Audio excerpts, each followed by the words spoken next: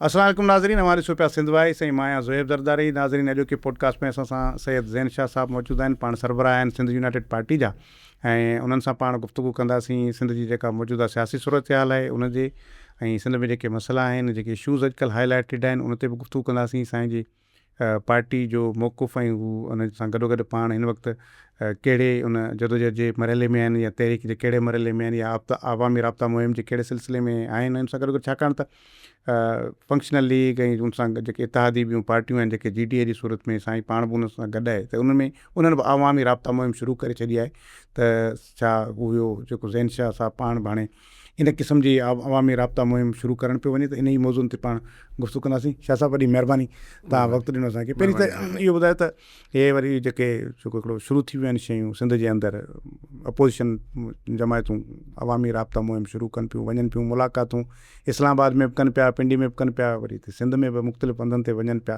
तव्हां बि काफ़ी ईअं वक़्तनि खां हलो पिया, ॿियूं पार्टियूं बि क़ौमपरस्त पंहिंजियूं आहिनि। छा वाक़ई हाणे कुझु शयूं सिंध में तब्दील थियणु वञनि पियूं, त हाणे उनजे करे इहो तहरीक पियो वरितो वञे? अपोज़िशन जो कमु आहे पब्लिक में वञणु, छो त पार्लियामेंट जेका आहे उहा घणी रबर स्टैम्प थी वई आहे, ऐं उन में कॉन्स्टिट्यूशनल अमेंडमेंट्स बि हथु खणाए था ॾियनि, ऐं MNAs खे सुबुह जो मिले थी टेबल ते अमेंडमेंट जंहिं ते हथु खणे थो। त रियल अपोज़िशन कॾहिं कॾहिं तकरीरुनि जे शिकिल में अपोज़िशन जा लीडर कनि था, पर पंहिंजी अहमियत विञाए वेठी आहे असेंबलियूं, जिते हर नंढो वॾो मामिलो खॼे ऐं उते हल थिए। उन करे हिकिड़ो इहो ॿियो बसि ॿियो इहो आहे त अपोज़िशन खे यकीनी तौर ते माण्हुनि जे हिन तकलीफ़ुनि, ही महांगाई, ज़ुल्म, मंशियात, लॉ एंड ऑर्डर सूरत हाल, ॿियूं शयूं किथे खणी वञनि, अपोज़िशन खे खणी वञणु घुरिजनि।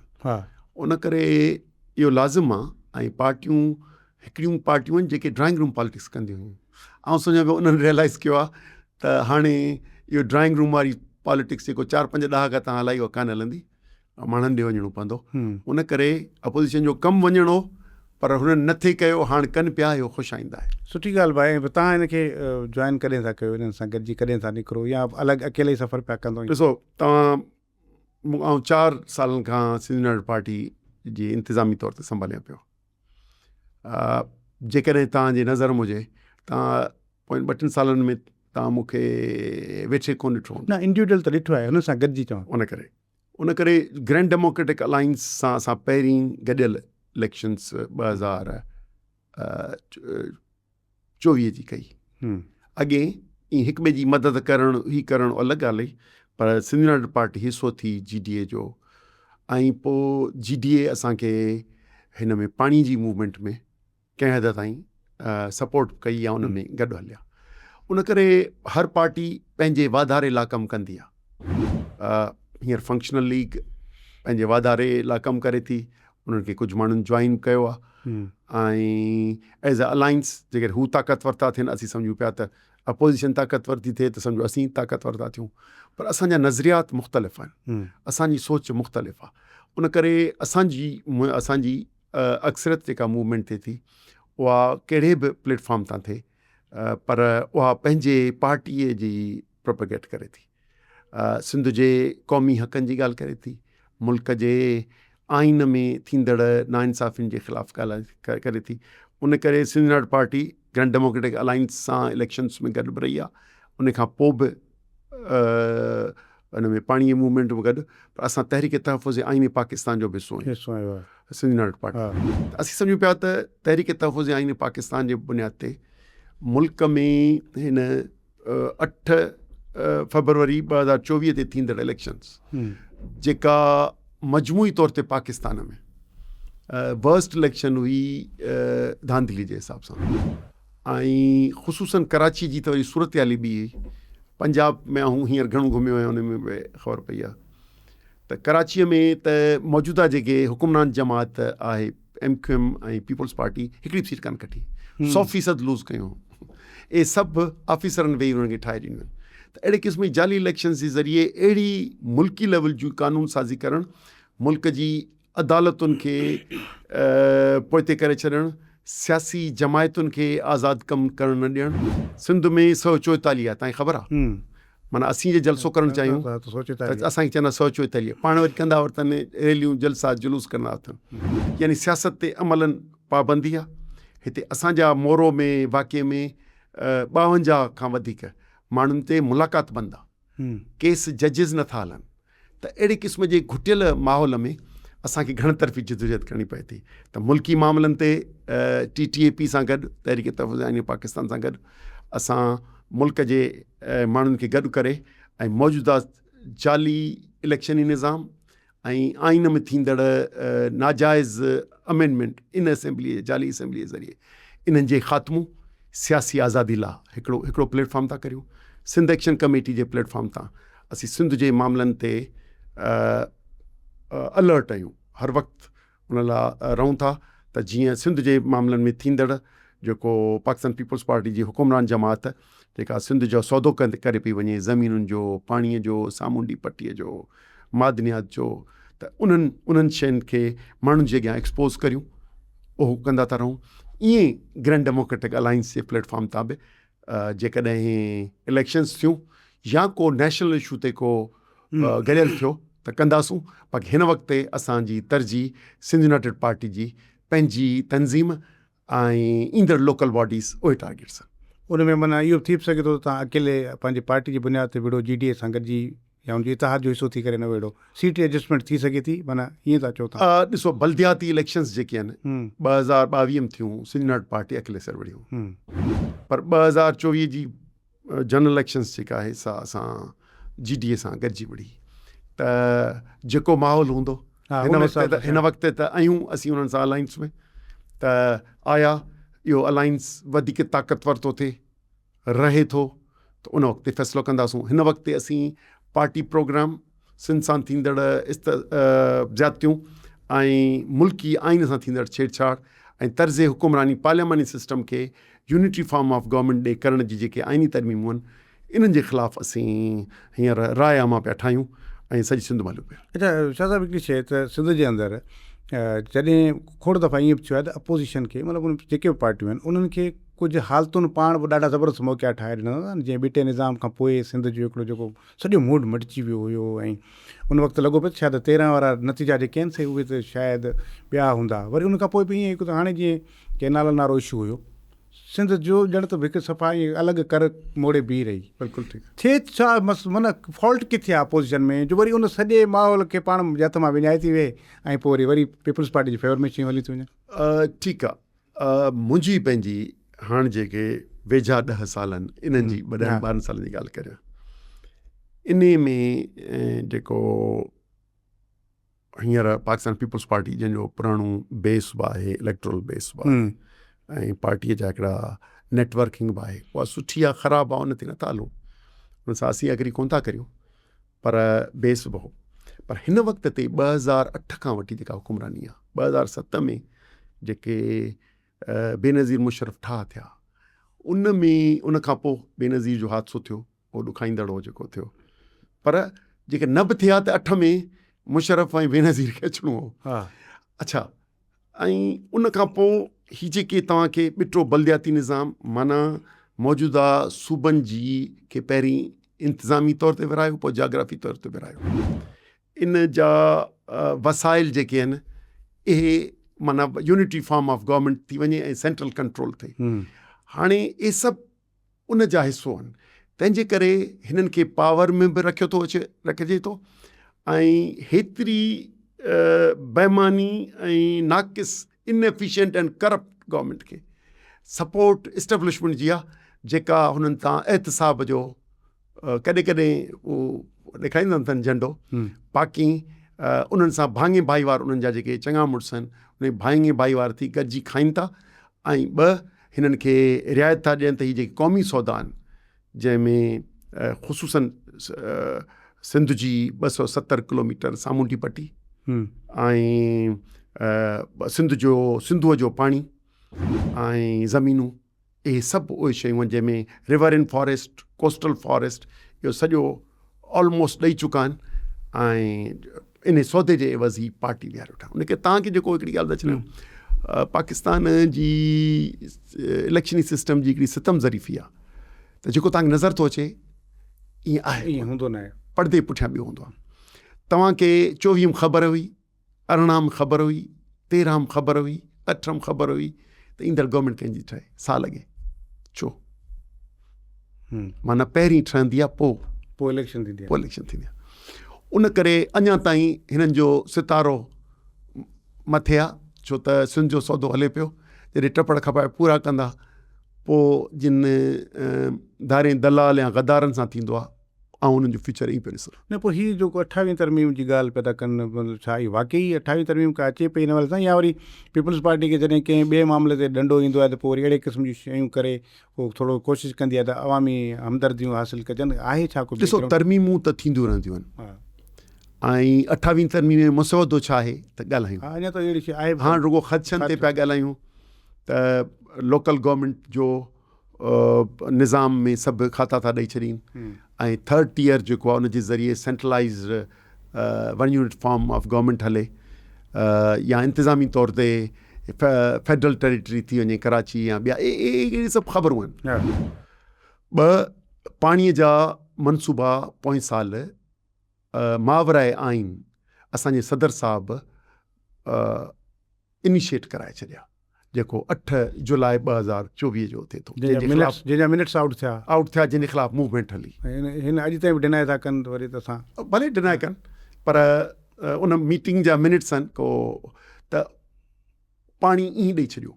ज़मीनूं जेके ॾिनियूं आहिनि उहे अञा ताईं बि वज़ीर लाइ वापसि कोन वरितियूं आहिनि। तव्हांखे यादि हूंदो त ॿेट जॾहिं ॾिना PTI जे गवर्नमेंट में, त हिते नेशनलिस्ट गोड़ कयो त उहो पोइ डीनोटिफाई कयूं त उहा ॿेट असीं कोन था ॾियूं, छो त उहे ॿेट प्रोटेक्टेड हुआ रामसर एग्रीमेंट में, इन्वायरमेंट लाइ, वेटलैंड्स में।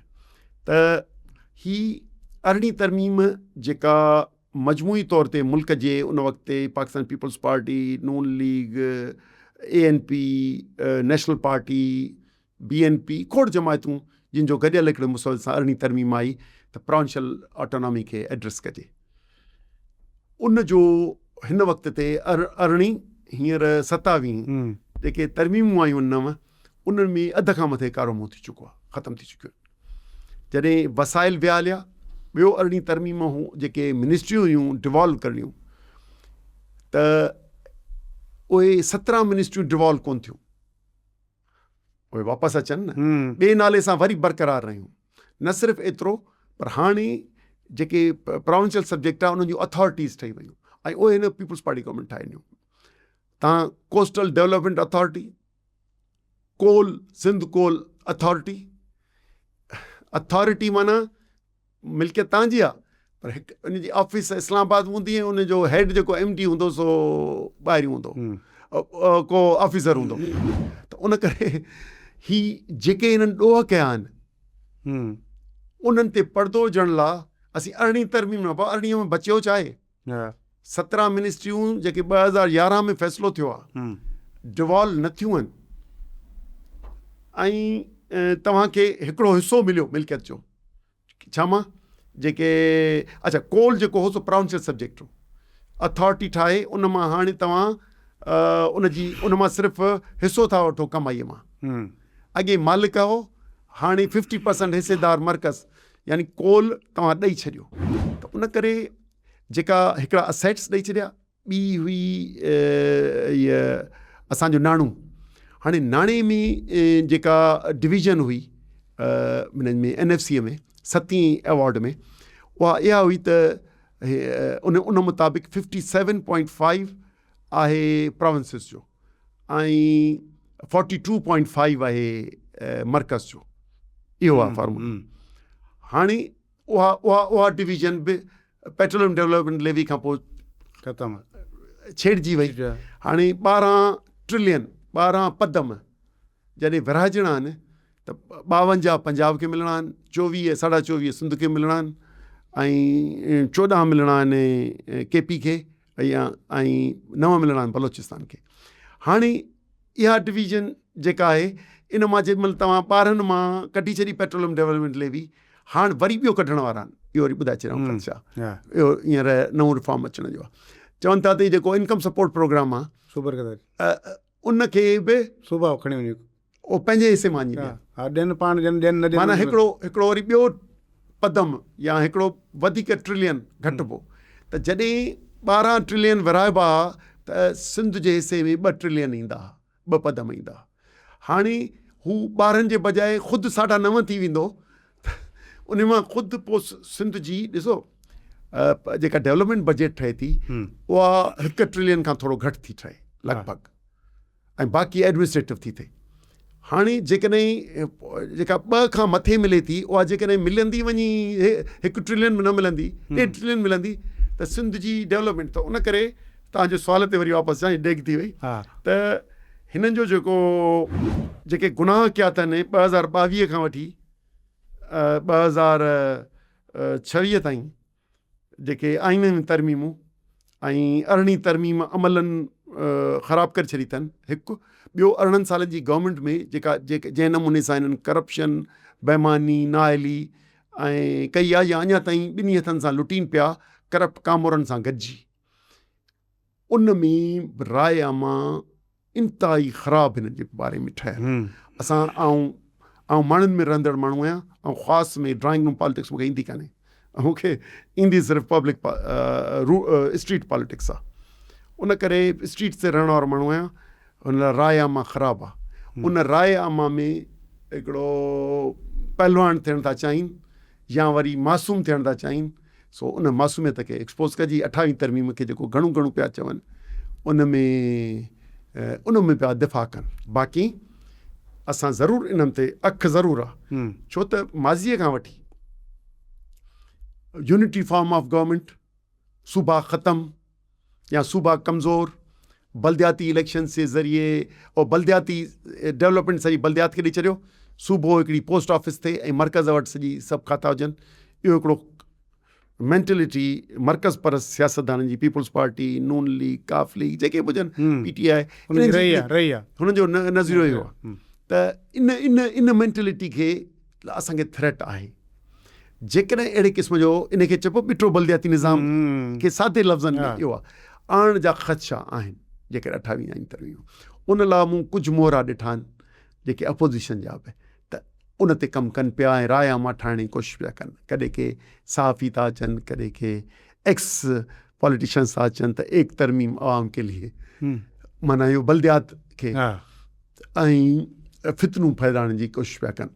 2 ही फेडरली कंट्रोल थिए असांजो कैपिटल, त इन्हनि ते असांजी नज़र आहे। जेकॾहिं इहो 28 तरमीम आयो त असीं भरपूर मुखालफ़त कंदासीं। अच्छा, ॿी हिकिड़ी शइ त हिकिड़ो तासुर बि रहे थो शादाब, इहो त जॾहिं कहिड़ा मामला, ख़ुदि इहो कैनाल वारो मामिलो, त प्रेसिडेंट हाउस में हिकिड़ो इजलास थिए थो, प्रिंसिपली उन में शयूं तय थियनि थियूं त कीअं थींदो, माना हिकिड़ो फार्मूला त उन में जेके पाण मिनट्स पढ़िया आहिनि उनमें फार्मूला बि ॾिनल आहे त कहिड़ियूं शयूं कीअं थींदियूं, किथां किथां छा हूंदो, पैसा किथां सॼो कुझु लिखियो पियो, ज़मीन केतिरी या सॼो कुझु इलाइक़ा कहिड़ा हूंदा, सॼो कुझु।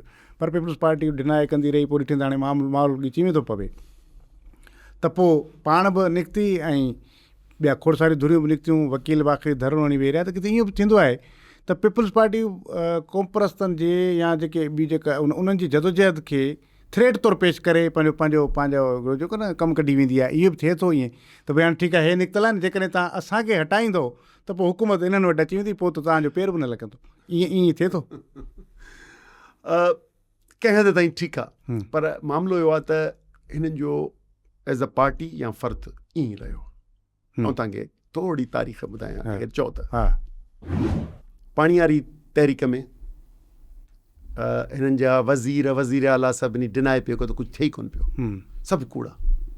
तव्हां वञी बीठो वञो ॾेखारियो ऐं पोइ वरी फौरन वरी मिनट्स इन ते बि ग़लति बयानी कई हिते जे इंफॉर्मेशन मिनिस्टर ऐं चीफ मिनिस्टर, त हीअ मिनट्स आहिनि ई कोन, कुझु ई कोन, इनफॉर्मल गैदरिंग हुई, जेको कूड़ साबित थियो। ॿिठो बल्दियाती निज़ाम हिननि सिंध असेंबलीअ मां मंज़ूरु करायो 2012, तव्हांखे यादि अक्सर तरह सां प्रेशर वधी वियो, बैकआउट करे हलियो। त ऐं तव्हांखे ॿुधायो पलीजो साहिबु, रसूल बख्श पलीजो साहिब सां मिलणु वियुसि, हुन ॿुधायो त मूंखे अब्दुल्ला शाह जे वक़्त में बेनज़ीर अब्दुल्ला शाह आसिफ़ ज़रदारी वेठा चीफ मिनिस्टर हाउस में घुरायूं, चई यार को न को त डैम ॾियणो पवंदो, कलाबाग लाची नालो इंडस डैम था रखोसि। इहो रसूल बख्श पलीजो साहिब जा न, ऐं सिधो चई मूं चयो इंडस रखोसीं या खणी कहिड़ो बि रखोसीं, हा पर असांजो पाणीअ जो सुवालु आहे त ॾियण ते हूंदा आहिनि। पर जेॾी महिल गवर्नमेंट मां कढी छॾियऊं 97 में त तव्हां सां गॾु वरी एतिजाज त वरी एतिजाज में साईं दास असां कोऑर्डिनेट चाचे हाकमली कयो, असांखे बि एतिजाज में खणो। हा ॾिठो आहे असां हुन में हुयासीं पाण। पर इहो ॿुधायां पियो कोऑर्डिनेशन ईअं थी त ईअं कंदा आहिनि। ऐं तव्हां ॿुधायां मरहूम ज़ुल्फ़कार अली भुट्टो अयूब सां गॾु 1 यूनिट जो हामी हो।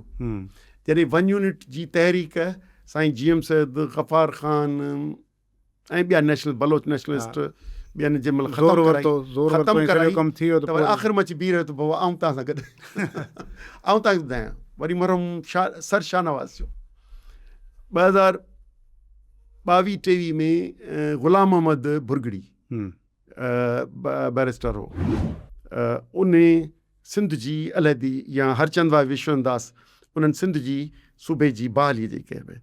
हीअ त नॉमिनी हो अंग्रेज़नि जो, मुखालिफ़ हो, चई बॉम्बे सां गॾियल हुजे। जेॾी महिल हिननि डिसीशन करे छॾियो 35 में एक्ट खां पोइ 36 में ठाहिण जो, त चईं बिल्कुलु अलॻि थियणु घुरिजे।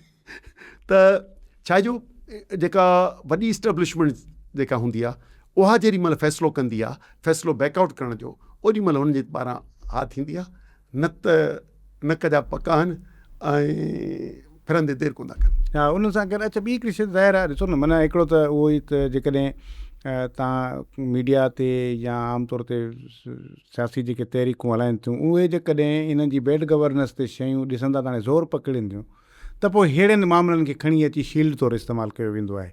एग्री था कयो? हा मुंहिंजे ख़्याल में ठीकु आहे। ठीकु इन करे आहे जो हींअर अमन अमान जो मामिलो बॉस्ट आहे, न्याणियूं मारजनि पियूं, ड्रग्स जो मामिलो आहे, ठीकु आहे। कानून ऐं तव्हांखे छा ॿुधायां, ऐं सकण रहंदो आहियां, तव्हांखे ख़बर हूंदी असांजे ज़िले में हिकिड़े ते 10-15 FIR हुआ। छा सदानंद तव्हां ते? न असांजे अमरान मूं ते त आहिनि, मूं ते त पंहिंजी कटिबियूं आहिनि, 5 या 6 आहिनि मूं ते, त उहे त पंहिंजी कुड़ियूं कटींदा आहिनि। पर माण्हुनि खे ट्रैप कढणु, कल्ह अवॉर्ड ॾिनो अथनि सदर साहिबु असांजे होम मिनिस्टर खे, जंहिं क़त्लेआम करायो पंहिंजे तक में, जंहिंजे करे असांखे असांजे ज़िले में ॼामशोरो में जिते बि सकरण में नवाबशाह में केसनि जी लातादाद कनि था। जेको चोरनि खे धाड़ियलनि खे जेको कश्मीर खां वठी इन ते मिलियो आहे, न इहो जेको सरेंडर कयो अथनि, सरेंडर ते इहो जेके संदन MP आहिनि, जेके सरदार आहिनि, उन्हनि पंहिंजनि चोरनि खे रेस्क्यू करायो आहे, वरी नओं करायो आहे कुझु वक़्त लाइ। हिकिड़ो हुयो वॉशिंग मशीन में मोकिलियो, वॉशिंग मशीन, छो त इहे ई पोलिंगूं संभालींदा आहिनि कचे जूं। हिकु पंहिंजा पोलिंग एजेंट केसनि में हुआ उहे साफ़ कराए। सो ही हिकिड़ो इकोनॉमिक ऐं लोकल सियासी अरेंजमेंट आहे, उनजो अवॉर्ड ॾियणु। जीअं असांजो प्राइम मिनिस्टर साहिबु उनखे कंहिंखे ट्रंप खे सलाम पियो करे नोबल पीस पियो, सो जहिड़ो मथे आहे कमु हेठि बि अछो मुंहुं ओड़ो ई आहे। अच्छा इहा जीअं तव्हां मोरे वारे वाक्य जी ॻाल्हि कई, हूअं त भला ठीकु आहे, इहो न थियणु खपंदो हुयो, ॿिन्ही पासनि खां न थियणु खपंदो, पर मुंहिंजे ख़्याल में सिंधी जेके बि कॉम्प्रेस थियूं आहिनि उन्हनि जो मिज़ाज इन क़िस्म जो कोन हुयो जो कंहिंजो घर साड़े छॾिजे। इहो बि त मुंहिंजे ख़्याल में ग़लति थियो, जेकॾहिं तव्हां घटि में घटि इन जी त मज़म्मत कंदो न, हिकिड़े होम मिनिस्टर जो ईअं घर साड़े छॾिजे, मोह उनजे अंदरि घर दाख़िल थी वञे, केर बि हुजनि। ऐं नथो चवां त उहे को इहे हुया या जेको बि हुया, पर चाहे या इन जे विच में के ॿिया साज़ी हुजनि, पर हुन सां बि त ग़लति थियो आहे। हाणे तव्हांखे ख़बर आहे या न, या असामियुनि खे ख़बर आहे या न, इहे इन्हनि जी जो असां सां को तालुक़ कोन्हे। असांजी तहरीक न असांजे तहरीक में बि ही वायलेंस जे तरफ़ आहे, असीं नॉन वायलेंस असां सॼी नॉन वायलेंट तहरीक हलाए। पर मूंखे ख़बर न आहे बाहि कीअं ॾिनी, पर 2 क़त्ल थी वञनि, तव्हां वटि जी बंदूक हूंदी तव्हां मूंखे गोली हणी कढंदो। न उहे पहिरियां थिया या बाहि खां पोइ थिया? पहिरीं थिया। अच्छा पहिरीं इहो सम्झ 3 बजे क़त्ल थियो, ही बाहि 5 बजे लॻी आहे। पहिरीं जाइ खे उन करे आऊं सम्झां थो उन्हनि कयो आहे या न कयो मूंखे ख़बर कान्हे, पर एक्शन जो रिएक्शन आहे। क़त्ल जिते थिए उते बाहि नंढी ॻाल्हि आहे, मज़म्मत त कबी, पर उहा कबी न सिर्फ़ु पुलिस पहिरियों क़तलु कयो पर ॿियो क़तलु जेको कयो उहो प्राइवेट माण्हुनि कयो ऐं उहे वीडियोज़ तव्हां सिधियूं ॾिठियूं हूंदियूं कम्यूनिटीज़ जूं। वरी उन में उन लिगारियुनि ऐं अपोज़िशन जे सभिनी जमायतुनि उहे सिंध यूनाइटेड पार्टी जा हुजनि, शहरी कारकुन नेशनल पीपल्स पार्टी जा हुजनि, PTI जा हुजनि, उनखे शहरनि मां घरनि मां खणी सवनि जी तइदाद में केस हणी चया अथनि ऐं गिरफ़्तार कया अथनि ऐं कोर्टूं मां फ्लू अचनि। उन करे मज़म्मत छाजी कजे, मतिलबु ॾुख जी ॻाल्हि आहे कंहिंजो घर न सड़े उन ते को असांजी कोन्हे, पर आउं त चवां त एक्शन जो रिएक्शन आहे जेकॾहिं थियो आहे। ॿ हीअं कबो आहे लाक़ानूनी कबी आहे जो अॼु ताईं साल ताईं कल्ह सेशन जज उथी हलियो वियो आहे, ज़मानत मंज़ूर थियल आहे, साइन नथो करे, छा मथां जंहिंखे पीस प्राइज़ थो मिले उन अञा येस कान कई आहे। अच्छा शाह साहिबु हिकिड़ी त जीअं तव्हां पाण मोरे वाक़े वारी ॻाल्हि पे कई, त इन में त वरी विच में इहे ख़बरूं हलियूं त उन्हनि लॻारियुनि मां कुझु माण्हुनि माफ़ियूं वरितियूं, वरी उन्हनि खे होम मिनिस्टर साहिबु माफ़ी बि ॾेई छॾी ऐं पोइ शायदि उनजी उहे आज़ादु थिया आहिनि अलाए कोन थिया आहिनि, पर माफ़ी उन्हनि खे मिली वई। सर सिंध यूनाइटेड पार्टी उन्हनि जी कानूनी मदद करे पई।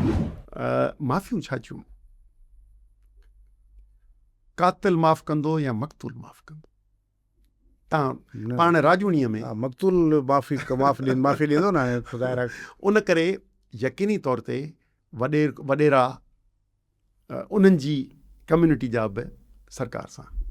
ॿियो इन ॻोठ वोटर बि हिन जो पंहिंजो आहे, थोरो सम्झणु घुरिजे, पीपल पार्टी खे वोट कयो अथसि। उन करे इहो जेको माफ़ीअ वारो मामिलो आहे कोर्ट मां असांखे नज़र नथो अचे, छो त उन्हनि खे रिलीफ अञा त न मिलियो आहे, हुते बि न। ॾिसो न, आउं त फॉलो करियां थो नौशहरो कोर्ट खे, जेके मोरो नौशहरो सखर ए आहिनि जेके कोर्ट में फॉलो करियां पियो। उन में वकील इख़्तिलाफ़ करे पियो, माना जेको वकील आहे सरकारी वकील उहो नथो चाहे त बेल थिए, उहो पंहिंजा आर्ग्यूमेंट ॾिए थो, ठीकु आहे। हाणे जेका सखर वारो केस हो, सखर में हितां जेका रती उनखे अपील उहा उते पास थी। 6 महीना उते जेको मलाणू साहिबु हो वकील, कॾहिं उमिरि ते थो वञा, कॾहिं हज ते थो वञा, कॾहिं पनूं कुंद में कूड़ण थो रहे। 6 महीननि खां पोइ जज बि चवंदो यार हाणे हिकिड़े पासे थी, उन पोइ मैनू अॻे एतिराज़ु ख़तमु कयो। थी सघे थो उन में के का पोयां पे हुजे, चवण त भले हाणे घणी थी, साल थी वियो आहे या माफ़ करियो या छा करियो, पर उहा बाहि क़तल जंहिंजा थिया आहिनि उन्हनि जो छा थींदो, उन्हनि जो इंसाफ़ केरु थींदो? हिननि चयो आहे त क़तल बि तव्हां कया आहिनि, जेके घर दुकान ॾथा आहिनि इहे बि तव्हां ॾाथा आहिनि, बाहियूं बि तव्हां ॾिनियूं आहिनि। यानी जेको बि कुझु थियो आहे यकतरफ़ो लिगारियुनि वेही पाण खे क़तलु कयो आहे, पंहिंजा घर ऐं दुकान ॾाथा आहिनि ऐं पंहिंजे ॻोठ जूं ओताकूं ॾाथियूं आहिनि। अहिड़े क़िस्म जी नॉनसेंस क़िस्म जी छाजी माफ़ी? उन करे इंसाफ़ खपे, ऐं उहो जेसिताईं अदल नथो थिए तेसिताईं आउं सम्झां पियो त हुननि सां नाइंसाफ़ी आहे। एज़ अ हुकुमरान हुननि खे अदल फराहम करणु हुकुमरान जमात जो ते फ़र्ज़ु बि आहे, ऐं ॿ त अदलिया में मुदाख़लत बंदि कनि त सुठो। अच्छा ॿी हिकिड़ी शइ त पाण वटि हाणे इहो जेको हिकु त इन अपर सिंध में धाड़ियलनि जूं थियूं पेशियूं थियूं, धाड़ियल पेश थी विया हलिया, हाणे सरेंडर थी विया आहिनि। हाणे जीअं तव्हां चयो पिया त हाणे धोपिजी निकिरंदा ॿाहिरि। ॿियो वरी इहो छो त कुझु वॾा 2-4 ॾींहं 5 ॾींहं जेको हिकिड़ो वॾो जरगो हलियो ऐं तमामु घणनि कम्यूनिटीज़ जा खूननि जा फ़ैसिला बि थी विया। मतिलबु त हाणे तव्हां इन सां छा सम्झो त ज़ाहिर ते अदालती निज़ाम जी सूरत हाल इहा आहे त उहे जिते सालनि जा साल लॻी विया फ़ैसिला न थिया, उते जिरगे हिकिड़े जे अंदरि 5-6 ॾींहंनि जे अंदरि 200-250 खूननि जा फ़ैसिला थी विया, त पोइ तकिड़ो इंसाफ़ हेॾे पियो मिले। पोइ हीउ सिस्टम बहितर आहे मुंहिंजे ख़्याल में जिरगनि वारो। जॾहिं पुलिस वटि दाह रियासत आहे, इदारो आहे न, त ज़्यादती थिए त पुलिस वटि वञिबो, अदालत वटि वञिबो। उहा जेकॾहिं पॉलिटिसाइज़ थी वञे त पोइ माण्हू फ़र्द ते आउं फ़ैसिला कंदो आहियां। हा कंदा आहियो, ठीकु आहे। 10 ॾींहं अॻे थींदो पियो अचां कश्मीर मां, त मूं ते सुवालु कयो, मुंहिंजो क्राइम त घटियो हूंदो, ऐं वियो कचे मुंहुं। इतफ़ाक़ सां हिकिड़ो ॻोठ हो, शमूलियत हुयूं त उन्हनि जी चांहि पार्टी हुई, त चूं त क्राइम हितां घटियो आहे, नस्ली जहिड़ा सब्ज़ोइनि जा उन्हनि सां मुख़्तलिफ़ बिरादरियुनि जा कोन पियो थियो। त मामिलो इहो थो थिए त असांजो चवणु आहे त हुकूमती मशीनरी इंसाफ़ ॾे, तकिड़ो इंसाफ़ ॾे, त फ़र्दनि ते के फ़र्द चङा बि आहिनि पर के फ़र्दनि ते इनसार उन्हनि जा पंहिंजा ज़ाती मफ़ाद बि उन में अची था वञनि ऐं उन करे माण्हुनि जी रियासत सां मुहबत कान थींदी, पोइ शख़्सी ग़ुलामी थींदी उन्हनि फ़र्दनि सां। उनखे रियासत ते ज़िमेदारी आहे त इंसाफ़ जो बंदोबस्तु, सिहत जो बंदोबस्तु, तालीम जो बंदोबस्तु, इहे सभु पाण ॾे, पीअण जो पाणी बंदोबस्तु, रोज़गार जो बंदोबस्तु पाण ॾे।